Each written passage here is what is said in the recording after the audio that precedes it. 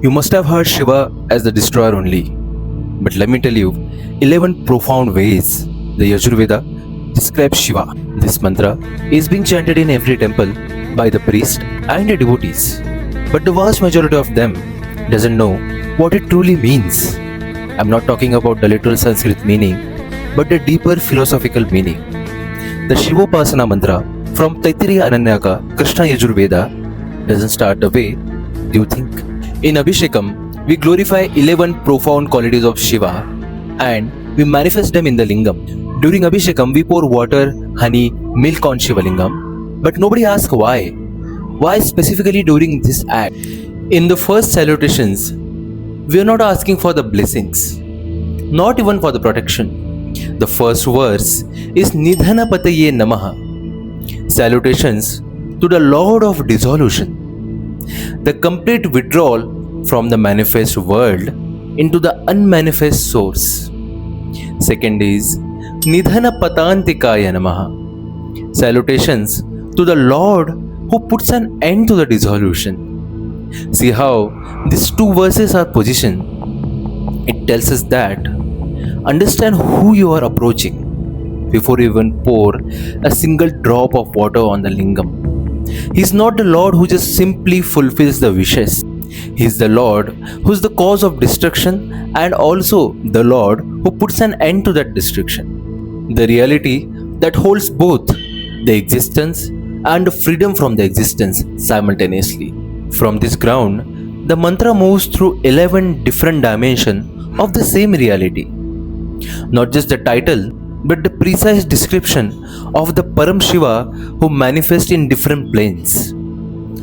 Urdhvaya Namaha, the highest principle, not elevated within this universe, but the axis around which this universe orients itself. Hiranyaya Namaha, the golden one. Hiranya in the Vedic context does not mean the metal.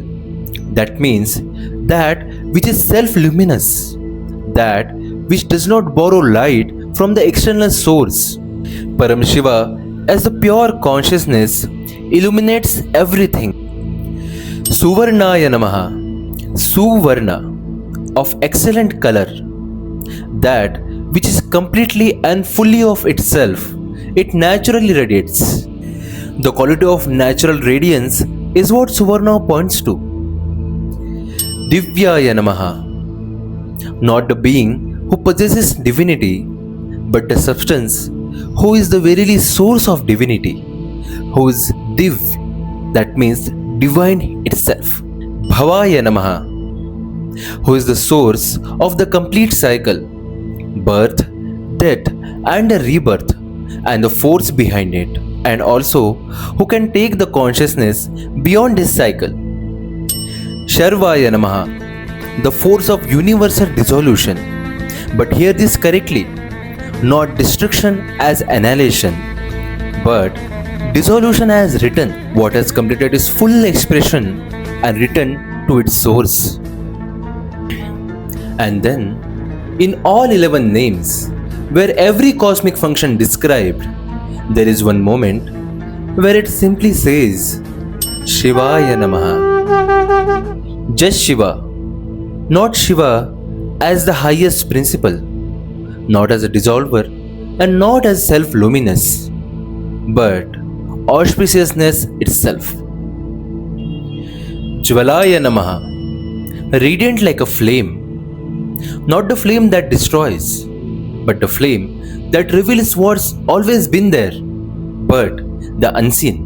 Atmaya Namaha. This name stopped me completely. Atma, Shiva as the consciousness in every living being.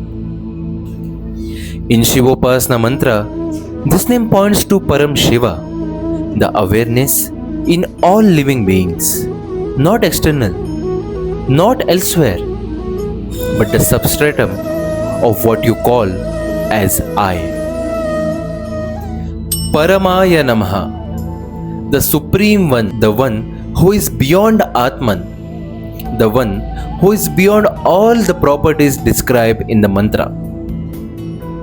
If you notice, the Atmaya Namaha and Paramaya Namaha are placed one after the other. That doesn't mean they are different. It means the supreme self-awareness that you experience inside you, within you, and the one that Vedic texts describe as a supreme God and the supreme power are not different. They are same. But there are two ways to approach the same reality through two different directions. The section ends with this verse, Etat somasya suryasya. Lingam is the union of Soma and Surya. And now look what you're doing while doing the Abhishekam. You're pouring water, which is Soma, and the devotion generating heat in your chest, that is Surya. And the Lingam is the point at which these two forces meet and they resolve into one. The mantra is not describing the ritual, but it is describing what's already happening inside you when you perform the Abhishekam. It is not pointing to something external, but it says to realize that you're not worshipping something external, but you're realizing that the one you're approaching towards and you are same. This is the first section of Shivopasana Mantra. What comes next is even more vast. The mantra describes Paramashiva not as one reality, but as 5 faces, 5 directions, and 5 forces that is commanding the entire universe. Each face has its own mantra, and each mantra has its own depth. That is part 2. And if what we have covered today has already shifted something in you, then the part 2 will complete it. Jai Sai Ram.